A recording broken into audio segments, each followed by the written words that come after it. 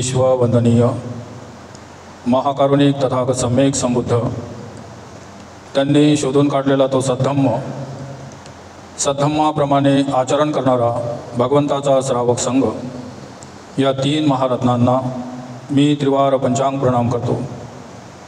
Bodhisattva परमपूजनीय doctor Babasaheb Ambedkar यांच्या धम्मक्रांतीमध्ये संपूर्ण जीवन समर्पित करून विहारामध्ये उपस्थित सर्व श्रद्धावंत शील संपन्न धम्म उपासक उपासिका बालक आणि बालिका तुमच्याप्रती मंगलाची कामना करतो। बुद्ध धम्म संघ या तीन रत्नाच्या प्रतापाने तुमच्या संसारातील सर्व आपत्ती विपत्ती दुःख संकट सर्व नष्ट हो, सुख शांती वैभवाची तुम्हा सर्वांना प्राप्ती हो अशी मंगलमय कामना करून आजच्या देशनेला सुरुवात करतो।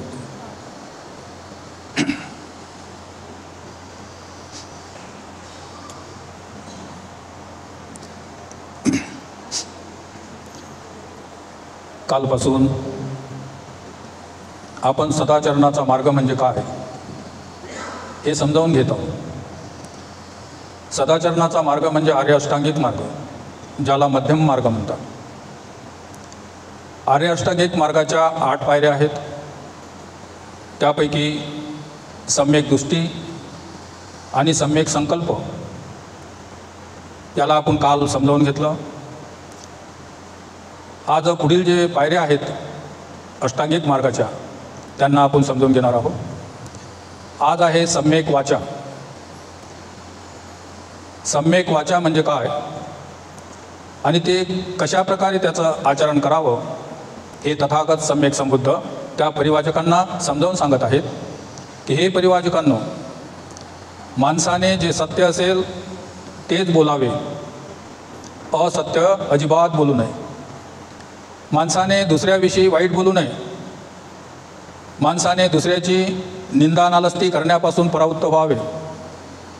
माणसाने आपल्या लोकाविषयी रागाची किंवा शिवीगाळीची भाषा वापरू नये। माणसाने सर्वांशी आपुलकीने आणि सौजन्याने वागावे। माणसाने अर्थहीन मूर्खपणाची बडबड करू नये। त्यांचे जे बोलणे आहे ते समंजसपणाचे आणि मुद्देसूद असावे।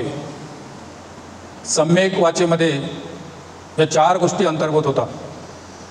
खोटं बोलू नये, चुगली चहाडी करू नये, निंदा नालस्ती करू नये, आपल्या लोकाविषयी शिवीगाळीची भाषा वापरू नये आणि व्यर्थपणाची बडबड करू नये। या 4 गोष्टीचं जर आपण बरोबर पालन केलं तर मग आपली जी वाणी आहे ती सम्यक वाणी होते। सम्यक वाचेचे पालन करणे हे कोणाच्या भीतीमुळे किंवा पक्षपातामुळे होता कामा नये। कोणाची भीती आहे किंवा पक्षपात करत आहोत, हा आपला तो पराया, तो जवळचा तो दूरचा, अशा पद्धतीचा कोणताही भेदभाव असता कामा नये।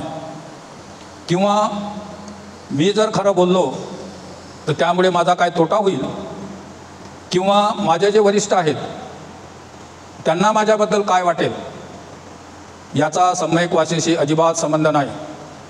जे सत्य आहे ते सत्य मनुष्याने बोलावे आणि याप्रमाणे 4 प्रकाराने सत्य बोलून आपली वाचा सम्यक करावी। वरिष्ठाची आज्ञा किंवा वैयक्तिक फायदा हे सम्यक वाचेचं परिणाम नाही। वरिष्ठानं काही आज्ञा दिली किंवा काही आपला वैयक्तिक फायदा होत आहे म्हणून काही आपल्याला बोलायचं नसते, पण जे सम्यक वाचाला जे सुशोभित आहे, जे सोबत आहे त्या पद्धतीनं आपण बोललो पाहिजे। त्यामुळे आपला काय फायदा होत आहे की नुकसान होत आहे याचा विचार माणसाने करू नये आणि त्याने 4 गोष्टीचं पालन करून आपली वाचा सम्यक करावी। त्याने कधी खोटं बोलू नये, कोणाची निंदा नालस्ती करू नये, चहाली चुगली करू नये, शिवीगाळीची भाषा वापरू नये किंवा व्यर्थपणाची बडबड करू नये। आणि याप्रमाणे 4 गोष्टीचं पालन कोणी करेल तर ती त्याची जी वाणी आहे ती सम्यक वाणी आहे। त्यानंतरची जी पायरी आहे ते आहे सम्यक कर्मांत। सम्यक कर्म म्हणजे आपल्या काया वाणीचे कर्म। सकाळपासून संध्याकाळपर्यंत आपण जे शरीराची हालचाल करतो, अवयवाची जी हालचाल करतो ती आपली सम्यक असली पाहिजे। योग्य वर्तनाची शिकवण देत आहे। आपण चालत असताना, बसले असताना, उभे असताना किंवा झोपले असताना जोपर्यंत आपण जागृत आहोत तोपर्यंत माझ्या कायावाणीने कोणतंही अकुशल कर्म घडणार नाही, याकडे आपलं लक्ष असलं पाहिजे. दुसऱ्यांच्या भावना आणि त्यांचे हक्क याचा मान राखून आपण आपल्या शरीराची कृती करावी. हालचाल करत असताना, मागे सरकत असताना किंवा पुढे सरकत असताना दुसऱ्याच्या कोण्या भावनाला ठेच पोहोचणार नाही, त्यांचे हक्क आपल्यामुळे हिरावल्या जाणार नाही, या प्रकारचं आपल्या शरीराचं आचरण ठेवणे हे सम्यक कर्मांताची शिकवण आहे. सम्यक कर्मांताचे प्रमाण कोणते? जीवनाच्या मूलभूत नियमाशी सुसंगत असे वर्तन हे त्याचे प्रमाण आहे. जीवनाच्या मूलभूत नियम याच्याशी जेव्हा आपण सुसंगत असं आपल्या कायावाणीने आचरण करतो हे त्याचं प्रमाण आहे. आणि त्यानंतरची जी पायरी आहे ते आहे सम्यक आजीविका. प्रत्येकाला आपल्या परिवाराचं लालन पालन करायचं असते आणि ते लालन पालन करण्यासाठी आपल्याला कोणता ना कोणता उद्योग करावा लागते. ज्या उद्योगातून आपण धन जमा करून आपल्या परिवाराचं पालन पोषण लालन पालन करतो तो उद्योग आपला सम्यक असला पाहिजे. निष्ठेने, निढळाच्या घामाने कष्ट करून जो कमावून आणलेला पैसा आहे त्या पैशाने आपल्या परिवाराचं आपण लालन पालन केलं पाहिजे. त्याला म्हणतात सम्यक आजीविका. चरितार्थ चालवण्याचे अनेक मार्ग आहेत. लोक अनेक मार्गाने आपल्या परिवाराचं पालनपोषण करतात, पण ते सगळेच मार्ग काही चांगले नसतात. काही मार्ग त्यातले वाईट असतात आणि वाईट मार्गानं पैसा कमावून जर आपल्या परिवाराचं आपण लालन पालन जर करत असू तर त्याला सम्यक आजीविका म्हणता येत नाही. सम्यक आजीविकेसाठी काही जे उद्योग आहेत त्याचा भगवंतांनी निषेध केलेला आहे. जसं चोरी करून जर कोणी आपल्या परिवाराचं चरितार्थ चालवत असेल तर त्याने चोरी करून आपल्या परिवाराचा चरितार्थ चालवायचा नाही. दारूचा व्यवसाय करून त्याने आपल्या परिवाराचं पालनपोषण करायचं नाही. 420 करून कोणाला फसवून आपल्या परिवाराचं लालन पालन करायचं नाही. किंवा शस्त्राचा व्यापार करूनही त्याने आपल्या परिवाराचं लालन पालन करू नये. किंवा विषाचा धंदा, जहराची विक्री करूनही त्याने आपले लालन पालन करू नये. किंवा देह विक्रीचा धंदा करून त्याने आपल्या परिवाराचं लालन पालन करू नये. आपण जे कामधंदा करत आहोत किंवा आपली जी उपजीविका आहे ही सम्यक असली पाहिजे. कोणाला न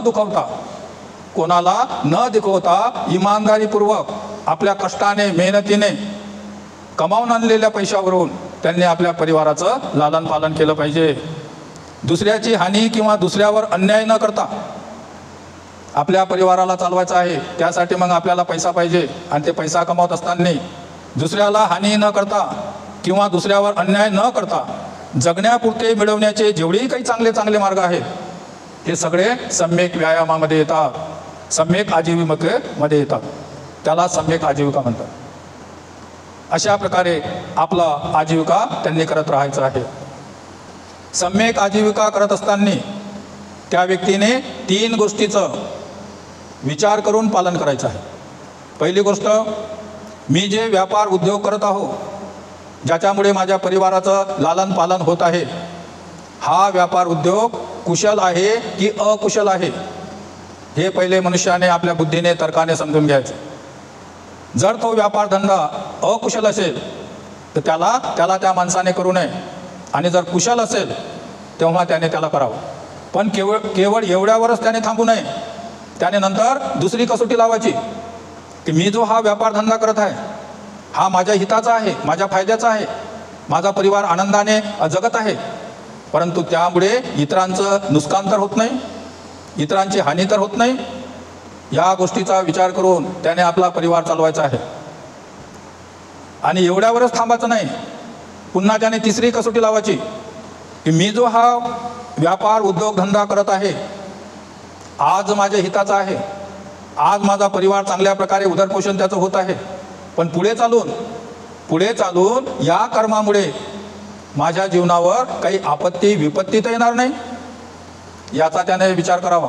आणि याचा विचार करून त्याने कोणताही व्यापार धंदा करावा, पण या 3 गोष्टीचा त्याने विचार करावा. कधी दारूचा व्यवसाय करणारा मनुष्य तो स्वतः दारू पित नाही, पण जोही व्यक्ती दारू पित असेल त्या दारूमुळे त्याचा संसार, त्याचा परिवार बर्बाद होत राहते, त्याची धनसंपत्ती नष्ट होत राहते. म्हणजे आपला तर फायदा आहे, पण त्यामुळे दुसऱ्याचं नुकसान होत आहे. जर एखादा व्यक्ती शस्त्राचा व्यापार करत असेल, चाकू, सुरी, तलवार, बंदुका विकत असेल, तो स्वतः कोणाचा अपराध करत नाही, पण जोही व्यक्ती ते हत्यार खरेदी करून घेऊन जाईल, तो कोणाची ना कोणाची हिंसा केल्याशिवाय राहणार नाही. जसा एखादा विषाचा व्यवसाय करत आहे, जहराचा व्यवसाय करत आहे, तो स्वतः कोणाला देत नाही, स्वतः कोणाला मारत नाही, पण जोही व्यक्ती ते जहर खरेदी करून घेऊन जाईल, तो त्यामुळे कोणाची ना कोणाची हिंसा केल्याशिवाय राहणार नाही. म्हणून अशा प्रकारे विचार करून दुसऱ्यांना हानी न पोहोचवता आपल्या जगण्यापुरतं जे उत्पन्न आपल्याला प्राप्त होते त्याला सम्यक आजीविका म्हणतात. अशा प्रकारे सम्यक आजीविका तथागतांनी त्या परिवाजकांना समजावून सांगितली. त्यानंतर सम्यक व्यायाम. सम्यक व्यायाम, सम्यक म्हणजे बराबर चांगलं, आणि व्यायाम, व्यायाम म्हणजे कसरत. व्यायाम म्हणजे कसरत, पण ही शरीराची कसरत नव्हे. सम्यक व्यायाम म्हणजे मनाची कसरत. आणि सम्यक व्यायाम बराबर सम्यक असण्यासाठी आपण आपल्या मनाला 4 गोष्टीचं वळण लावलं पाहिजे. 4 गोष्टीचं वळण लावलं पाहिजे. जेव्हा आपण 4 गोष्टीचं वळण लावून आपल्या अंतर्मनाला समजावत राहू, तेव्हा तो सम्यक व्यायामाचं तत्व परिपूर्ण होते. कोणता 4 प्रकारचा व्यायाम करायचा आहे? पहिला व्यायाम, आपल्या मनामध्ये जर काही वाईट असेल, आपल्या मनामध्ये जर काही अकुशल असेल किंवा काही वाईट असेल, स्वभाव गुणधर्म असो की त्याच्या कोणत्या सवयी असो, जर आपल्या अंतर्मनामध्ये वाईट गोष्टीच्या सवयी असतील तर ते त्याने काढून टाकल्या पाहिजे. हा पहिला व्यायाम. दुसरा, जे माझ्याकडे नाही वाईट, पण जगामध्ये जे इतर वाईट आहे, अकुशल कर्म आहे, ते माझ्या मनामध्ये प्रवेश करणार नाही, यासाठी तो जागृत असला पाहिजे. म्हणजे मनामध्ये काही वाईट असेल तर ते त्यानं काढून टाकलं पाहिजे, आणि बाहेरलं कोणतं वाईट माझ्या मनामध्ये येणार नाही याची त्यानं दक्षता घेतली पाहिजे. तिसरा व्यायाम, माझ्या मनामध्ये जे चांगलं आहे, माझ्या काही चांगल्या सवयी आहेत किंवा माझा जो चांगला काही स्वभाव आहे त्याचं रक्षण करायचं. माझ्याकडे जे चांगले विचार आहेत किंवा चांगल्या गोष्टी आहेत त्याचं रक्षण करायचं. आणि जो एखादा चांगला गुण माझ्याकडे नाही, तो माझ्याकडे कसा येईल याचा प्रयत्न करायचा. त्याला म्हणतात सम्यक व्यायाम. म्हणजे वाईट असेल तर ते काढून टाकणे, बाकीचं वाईट माझ्या मनामध्ये शिरणार नाही याची दक्षता घेणे, मनामध्ये चांगलं असेल तर त्याचा विकास करणे, त्याचं रक्षण करणे, आणि जी गोष्ट चांगली माझ्याकडे नाही ते मला कशी प्राप्त होईल त्यासाठी प्रयत्न करणे म्हणजे सम्यक व्यायाम. त्याला म्हणतात सम्यक व्यायाम. सम्यक व्यायामाचे हे 4 हेतू आहेत. आणि त्यानंतरचा जो पायरी आहे त्याला म्हणतात सम्यक स्मृती. आता स्मृती म्हणजे मेमरी होते, आठवण, पण त्या काळामध्ये सम्यक स्मृती म्हणजे जागरूकता. आपण नेहमी जागृत असलो पाहिजे. बसले असताना मी बसलेला आहे, झोपला असताना मी झोपलेला आहे, चालत असताना मी चालत आहे, उभा असताना मी उभा आहे. मग तो बसला असो, झोपला असो, चालत असो की बसला असो, तो जागृत असला पाहिजे. म्हणजे कोणतंही काम करायचं असेल काया वाचा आणि मनाने तर त्याने जागृत राहून समजून उमजून ते कामं केले पाहिजे. कारण सम्यक स्मृतीला जागरूकपणा आणि विचारीपणा याची आवश्यकता असते. मनाची सतत जागृती हा त्याचा अर्थ आहे. आपण नेहमी जागृत असलो पाहिजे.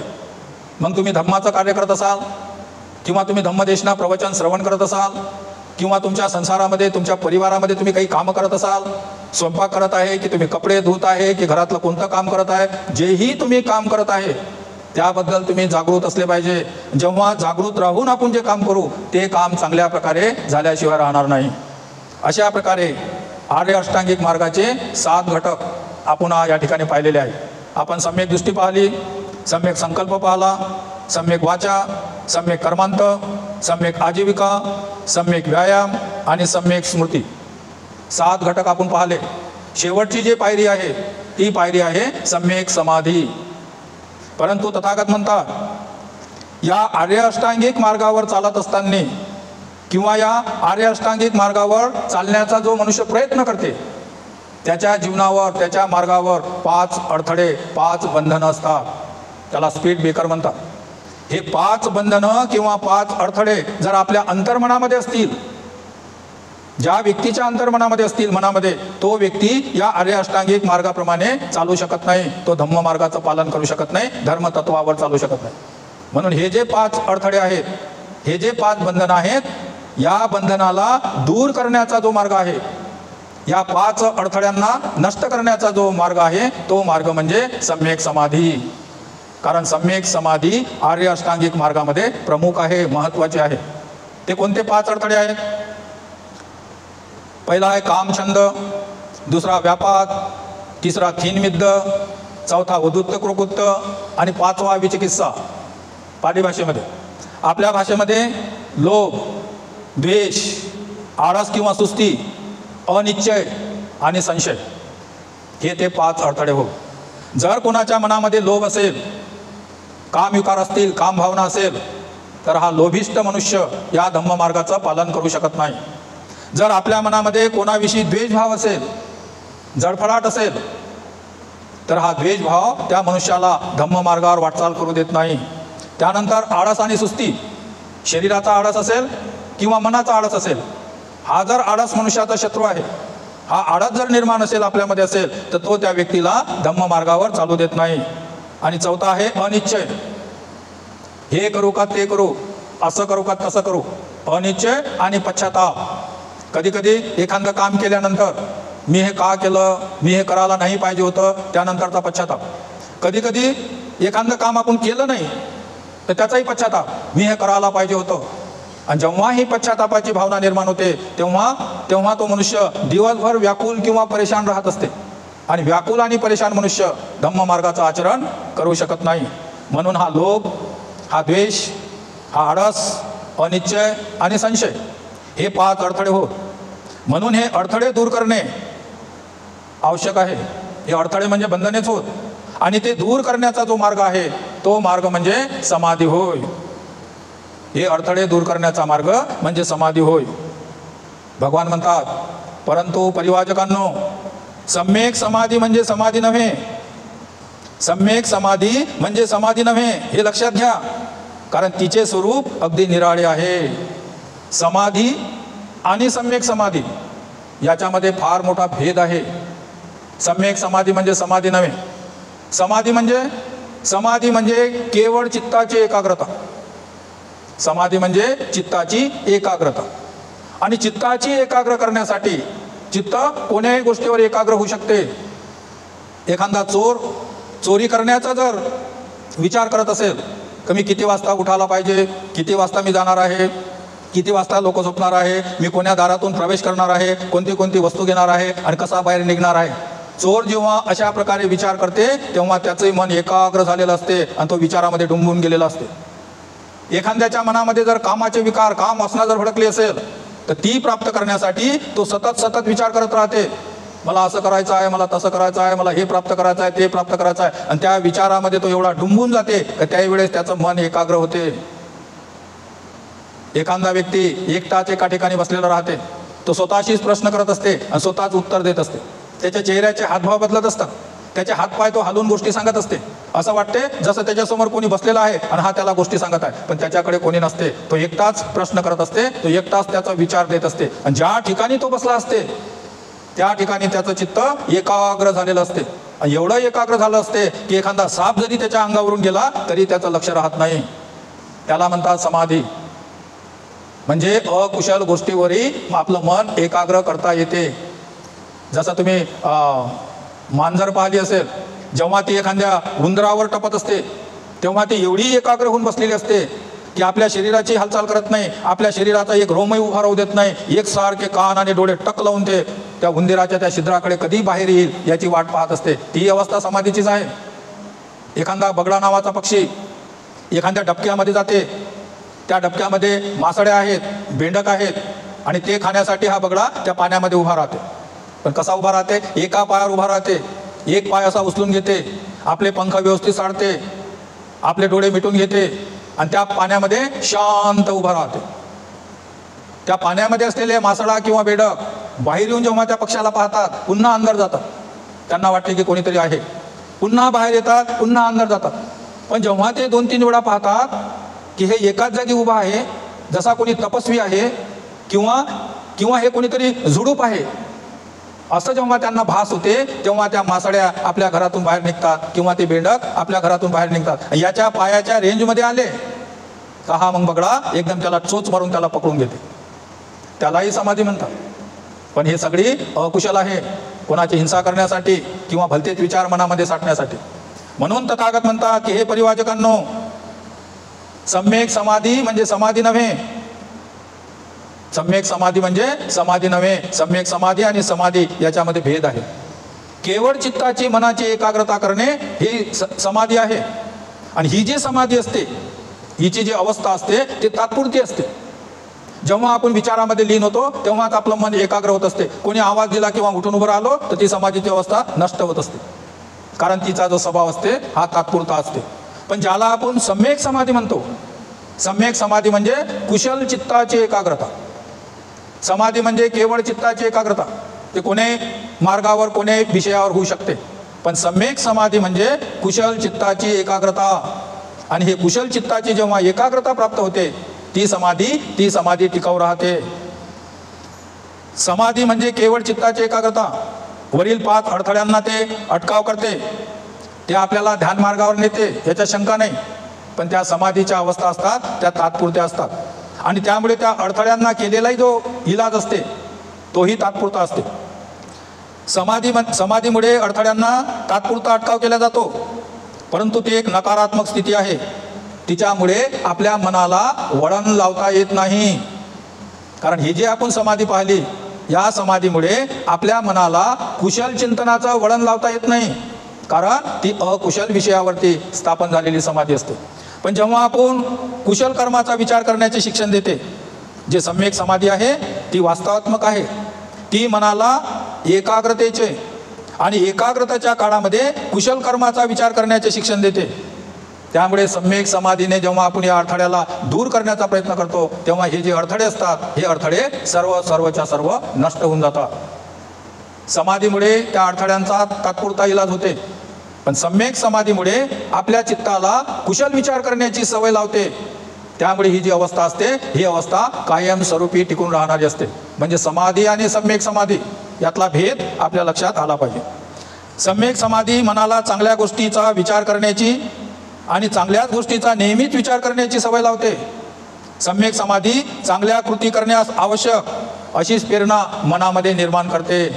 म्हणून सम्यक समाधी आणि केवळ समाधी याच्यामध्ये फार भेद आहे. म्हणून आपल्यासाठी जे आवश्यक आहे ती आवश्यक आहे सम्यक समाधी.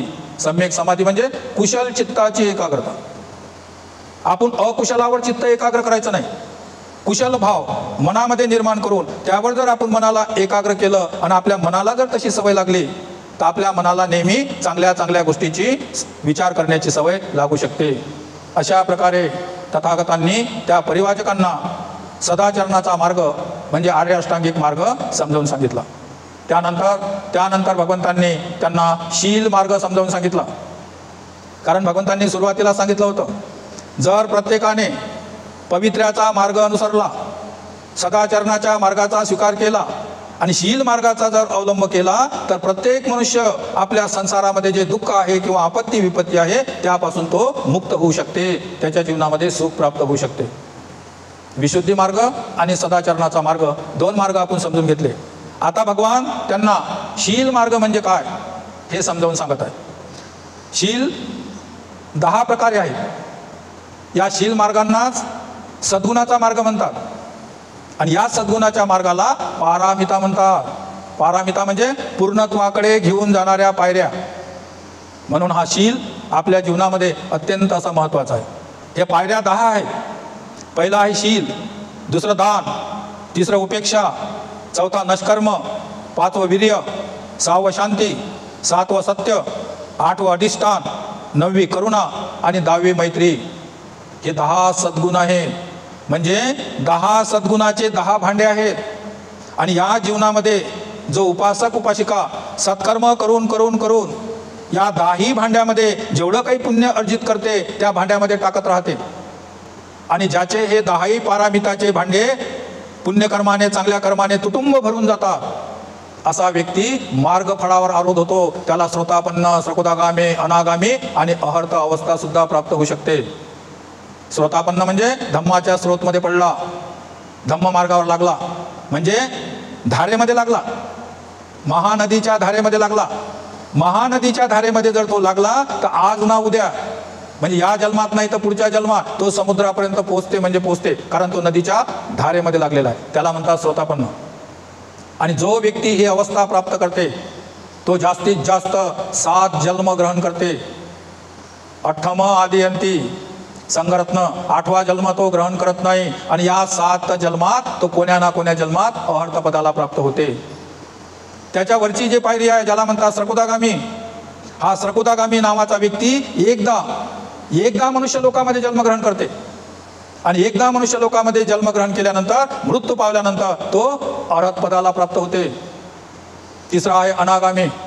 अनागामी मनुष्य, अनागामी सत्व या भूतलावावर मनुष्य लोकामध्ये जन्मालाच येत नाही. ते तिकडे कुठं देवलोकामध्ये, ब्रह्मलोकामध्ये जन्मग्रहण करते आणि तिथूनच मुक्त होते.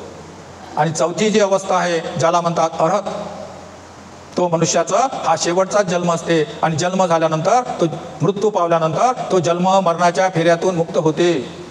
अशा प्रकारचे 4 मार्ग आणि त्याचे 4 फळं आहेत हे त्या व्यक्तीला प्राप्त होतात, ज्यांनी हे 10 सद्गुण, 10 पारामितेच्या भांड्यामध्ये जेवढे जेवढे काही पुण्यकर्म अर्जित करून टाकले त्याच्यासाठी हे पुढच्या अवस्था सुरू होतात.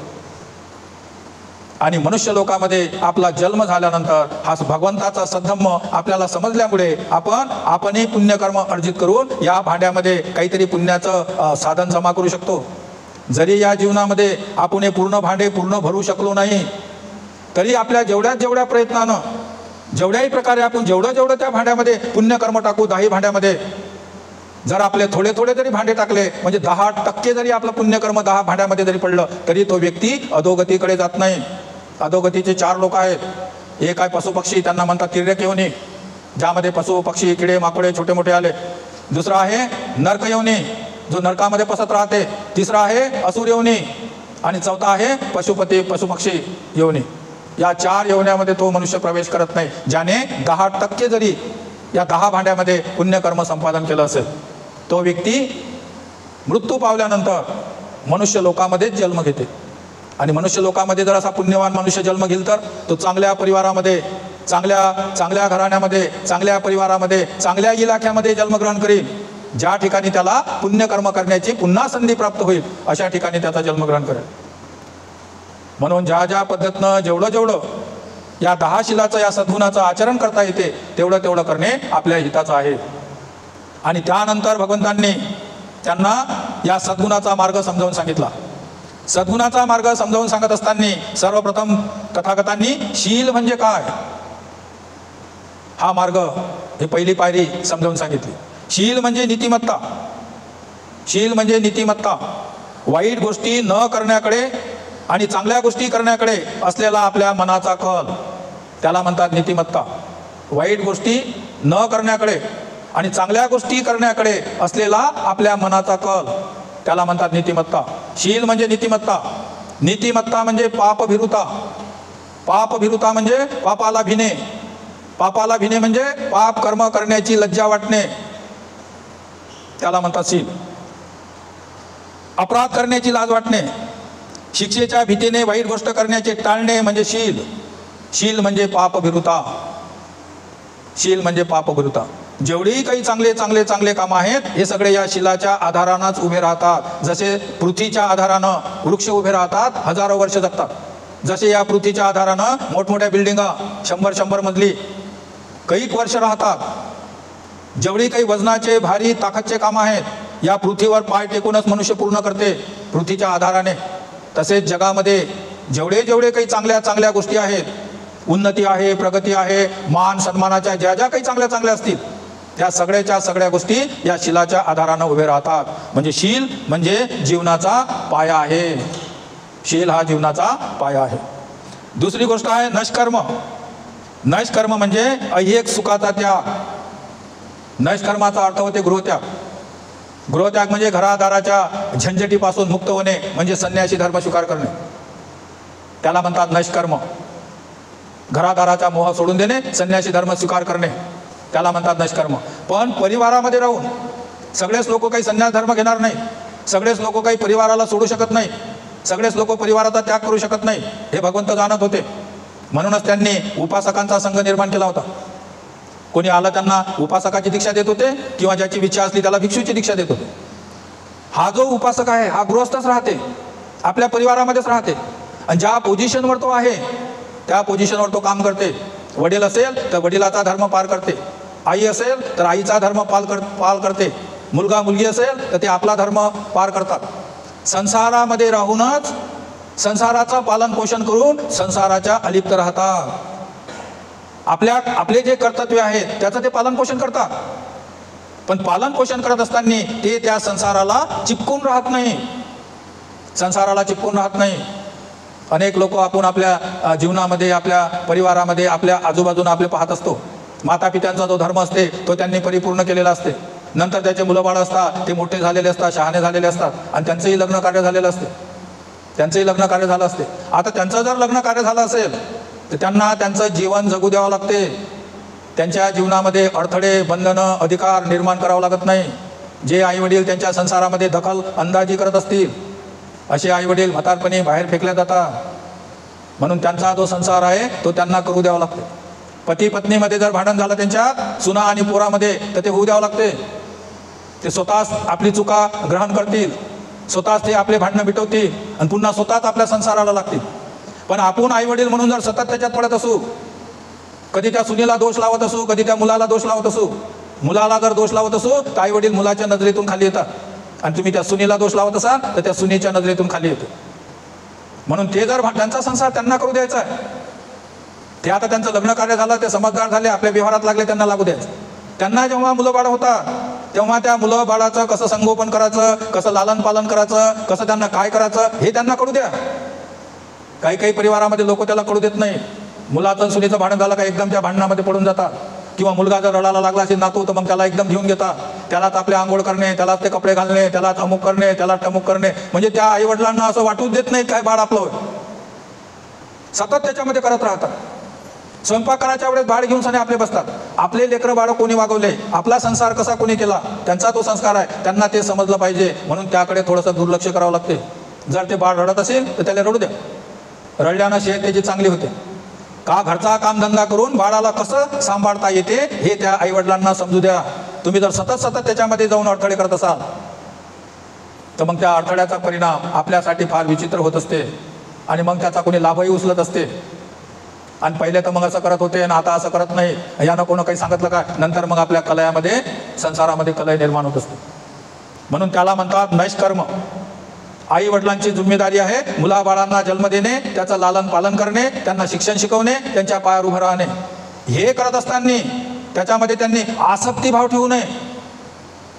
कभी तुझ्यासाठी एवढं केलं, आम्ही तुझ्यासाठी असं करत आहोत, आम्ही तुझ्यासाठी तसं करत आहोत, तू काही करतच नाही. जेव्हा हा स्वार्थ मनामध्ये येते तेव्हा त्यामध्ये कलय निर्माण होते. आणि आपल्या संसारामध्ये जेवढे काही कलय निर्माण होत असतील हे केवळ स्वार्थामुळे होतात.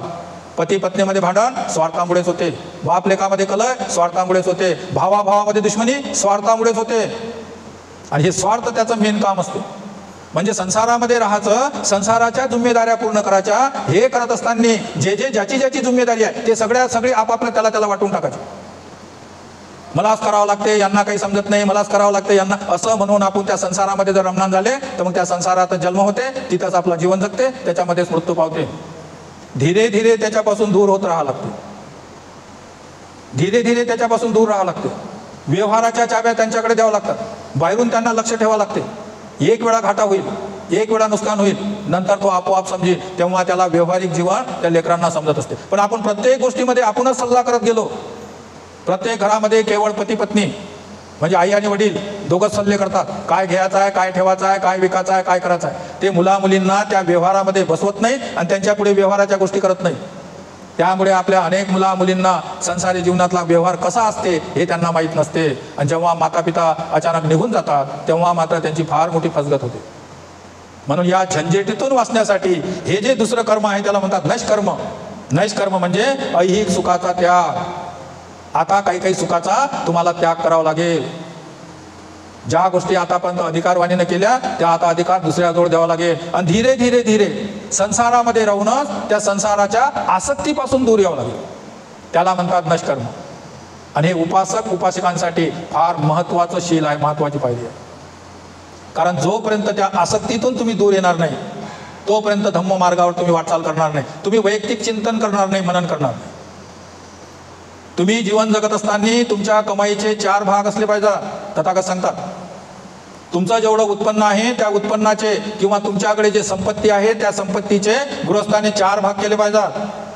पहिला भाग त्याने आपल्या परिवाराच्या लालन पालनसाठी खर्च केला पाहिजे. दुसरा भाग आपले सगळे सोयरे मुलं बालं जे काही गाड्या घोड्या शौक पाण्याचे जे साहित्य असतात त्यासाठी खर्च केला पाहिजे. तिसरा भाग धम्म कार्यासाठी समाजाच्या हितासाठी दान पुण्य म्हणून एक तिसरा भाग खर्च केला पाहिजे. आणि चौथा भाग आपल्या भविष्य निधी म्हणून तो सुरक्षित ठेवला पाहिजे. जो व्यक्ती आपल्या कमाईचे आपल्या संपत्तीचे अशा प्रकारे 4 भाग करते त्या व्यक्तीचं म्हातारपण सुखी आणि संपन्न जीवन व्यतीत होते.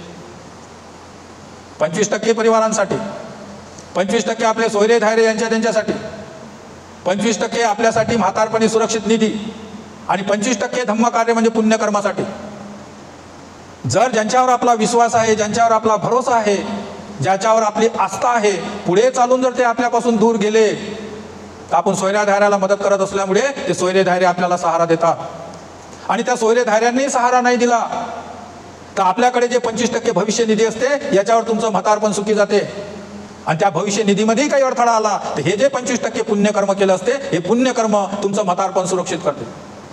जो व्यक्ती आपल्या जीवनामध्ये आपल्या संपत्तीचे असे 4 भाग करते तो मनुष्याचं बालपणही आनंदात जाते, तसंच तरुणपणही आनंदात जाते आणि त्याचं म्हातारपणही आनंदात जाते आणि त्याला सुखाची झोप येते. कारण त्याच्याकडे जे 25% निधी असते त्या निधीसाठी अनेक लोक जवळ येत असतात. किंवा आपल्याला 25%चं जे पुण्यकर्म असते हे पुण्यकर्म जे आपल्यापासून दूर गेले त्यांना आपल्यापर्यंत आणण्यासाठी हे सहाय्यक बनत असतात, पुलाचं काम करत असतात. पुण्यकर्म फार आवश्यक असते. पुण्यकर्म फार आवश्यक असते. जेव्हा युद्ध होते तेव्हा विरुद्ध शिना सैन्य समोर राहते, हा सैन्य समोर राहते. एक दुसऱ्यावर वार करतात तलवारीने आणि एक दुसऱ्याचा वार झेलतात आपल्या ढालीने. समोरच्याचा वार आपल्या ढालीवरती झेलतात आणि आपल्या तलवारीनं दुसऱ्यावर वार करतात आणि ते युद्ध जिंकतात. पण ज्यावेळेस ते युद्ध समाप्त होते त्यावेळेस काय होते, ही जी तलवार राहते ती तलवार म्यानीमध्ये जाते आणि ती जी ढाल राहते ती ढाल पाठीवरती राहते. युद्ध असला म्हणजे ढाल समोर राहते आणि युद्ध समाप्त झालं का ढाल पाठीवर राहते, तलवार म्यानीमध्ये राहते. तलवार म्यानीमध्ये राहते म्हणजे तुमचे भविष्य निधी जे 25% तुम्ही सुरक्षित ठेवलेली आहे ती निधी. आणि ढाल म्हणजे 25% तुमचं पुण्यकर्म तुमच्या पाठीवर बसलं राहते. कारण सुखामध्ये ना तुम्हाला कोण्या धर्माची आवश्यकता आहे, ना कोण्या देवाची आवश्यकता आहे, ना कोणाची आवश्यकता आहे. पण जेव्हा तुमच्यावर दुःख आघात करते, जेव्हा एखादं संकट तुमच्यावर येते तेव्हा तुम्हाला पुण्यकर्माची आवश्यकता असते. म्हणजे जेव्हा युद्ध होते तेव्हा ढाल सुरक्षा करते, युद्ध समाप्त होते तर ढाल पाठीवर जाते. पाठीवरले ढाल म्हणजे हे तुमचं पुण्यकर्म आणि तलवार ठेवलेली निधी म्हणजे तुम्ही सुरक्षित ठेवलेली निधी. अशा प्रकारे जो व्यक्ती या न्याय मार्गाने चालून आपल्या जीवन जगण्याचा प्रयत्न करते अशा मनुष्याच्या जीवनामधले अनेक आपत्ती विपत्ती दुःख संकट दूर होतात आणि तो सुखाचं जीवन जगत राहते. अशा प्रकारे भगवंतांनी त्या परिवाचकांना 2 शीलगुण सांगितले. पहिलं सांगितलं शील म्हणजे नीतिमत्ता म्हणजे पापभिरुता म्हणजे पापाला भिने म्हणजे पाप कर्म करण्याची लज्जा वाटणे. दुसरं शील नष्कर्म ऐहिक सुखाचा त्याग. आणि तिसरं दान. गृहस्थाचा हा सर्वात मोठा धर्म आहे, दान देणे. परंतु दान देत असताना दान देण्याच्या अगोदर त्याचं चित्त प्रसन्न असलं पाहिजे.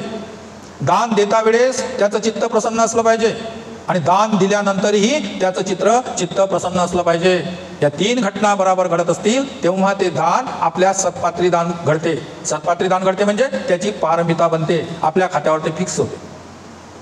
स्वार्थाची किंवा परतफेडीची अपेक्षा न करता दान कसं द्यायचं असते, स्वार्थाची किंवा परतफेडीची अपेक्षा न करता दुसऱ्याच्या भल्यासाठी स्वतःची मालमत्ता रक्त किंवा देह अर्पण करणे. इतकंच नव्हे तर वेळ प्रसंगी आपला प्राणही अर्पण करणे म्हणजे दान. स्वार्थाची किंवा परतफेडीची इच्छा न करता मी आज याला मदत करत आहे, उद्या हा मला मदत करेल. आज मी याचं लहानपणापासून पालनपोषण करत आहे, म्हातारा झाल्यावर हा माझं पालनपोषण करेल. हा जर भाव असेल तर ते दान कर्म बनत नाही, त्याची पारमिता बनत नाही. कारण त्यामध्ये स्वार्थ दडलेला असतो. म्हणून परतफेडीची इच्छा न करता, स्वार्थ न करता किंवा परतफेडीची इच्छा न करता दुसऱ्याच्या हितासाठी, दुसऱ्याच्या भलासाठी आपली मालमत्ता दान देऊन टाकणे निस्वार्थपणे, त्याला म्हणतात दान. आणि या दानाची पारमिता जेव्हा बनते त्याच पारमितेचं पुण्यकर्म जमा होते. म्हणून दान हे उपासकांसाठी अत्यंत आवश्यक आहे. आणि चौथा शील आहे वीर्य. वीर्य म्हणजे उत्साह. वीर्य म्हणजे उत्साह. उत्साह म्हणजे प्रयत्न, पण सम्यक प्रयत्न, सम्यक उत्साह, त्याला म्हणतात वीर्य. हाती घेतलेले काम यंकिंचितही माघार न घेता अंगी असलेल्या सर्व सामर्थ्यानिशी पूर्ण करणे म्हणजे वीर्य. जेही काम तुम्ही हाती घेतलं असेल, किंवा आपल्या मनामध्ये ठरवलं असेल की यावर्षी मला आपल्या परिवारामध्ये कोणी लग्न करायचं आहे, किंवा यावर्षी मला घर बांधायचं आहे, किंवा यावर्षी मला IAS ची परीक्षा 1 नंबरनं पास व्हायचं आहे, कोणतंही ध्येय, कोणतंही उद्देश जे तुम्ही आपलं ध्येय डोळ्यासमोर ठेवलं असेल, ते संपूर्ण वीर्य म्हणजे आपल्या शारीरिक सामर्थ्यानुसार प्रयत्न करणे, यंकिंचही न डगमगता. जेवढं शरीरामध्ये शक्ती, बल किंवा पावर आहे तो सगळ्याच्या सगळं त्या कामाला लावून देणे, त्याला म्हणतात वीर्य. वीर्य म्हणजे प्रयत्न. हाती घेतलेले काम यंकिंचितही माघार न घेता अंगी असलेल्या सर्व सामर्थ्यानिशी पूर्ण करणे म्हणजे वीर्य, त्याला म्हणतात वीर्य. आणि त्यानंतरचं जे शील आहे ते आहे शांती. शांती, क्षमा, तपच्चा, निब्बान परम वदंती बुद्धा, नहि पब्बजातु पुरुपघाती, समनो हंती परवैठेंतु, अनुपवादो अनुपघातो, वाति मोक्षेच संवरो, मतयुताच भत्तस्मी, पंतच सैनासनो, आधी चित्तेच आयोगो, एतं बुद्धानशासन. शांती परम तप आहे. शांतीसारखं तप नाही. म्हणजे द्वेषाला द्वेषाने उत्तर न देणे. जेवढी कलह वाढत असतील ते द्वेषाला उत्तर दिल्यामुळेच वाढतात. आणि जेवढी कलह भांडणं शांत होत असतील ते शांतीनं शांत होतात. एक जर व्यक्ती भांडण्यासाठी तयार असेल आणि आपण समजूतपणाने जर शांत राहिलो तर तो कलह मिटून जाते. मोठमोठे वैरत्व मिटून जातात जर आपल्यामध्ये शांती नावाचा गुण असेल तर, किंवा मोठमोठे वैरत्व निर्माण होतात जर हा गुण आपल्यामध्ये नसेल तर. म्हणून हा शांती नावाचा गुण उपासकामध्ये अत्यंत आवश्यक आहे. शांती म्हणजे क्षमाशीलता. क्षमा, इतरांना क्षमा करण्याची कुवत आपल्यामध्ये असली पाहिजे. द्वेषाने द्वेषाला उत्तर न देणे हे त्याचे सार होय. कारण द्वेषाने द्वेष समत नाही, तो फक्त क्षमाशीलतेने शांत होत असतो. आपला कितीही मोठा वैरी असेल, आपण जर त्याला क्षमा केली तर ते वैरत्व नष्ट होते. आणि तोही तिकडून वार करत आहे, आपणही इकडून वार करत जर गेलो तर ते वैरत्व कधी समाप्त होत नाही. म्हणून हा जो शील आहे शांती, हा उपासकांचा चांगला धर्म आहे. कारण त्यामुळे तो अनेक कलयापासून, अनेक आपत्ती विपत्तीपासून दूर जात राहतो. म्हणून अशा प्रकारे आपण या ठिकाणी शील म्हणजे काय, नष्कर्म म्हणजे काय, दान म्हणजे काय, वीर्य म्हणजे काय आणि शांती म्हणजे काय, या 5 सद्गुणाचा मार्ग आज आपण या ठिकाणी समजावून घेतलेला आहे.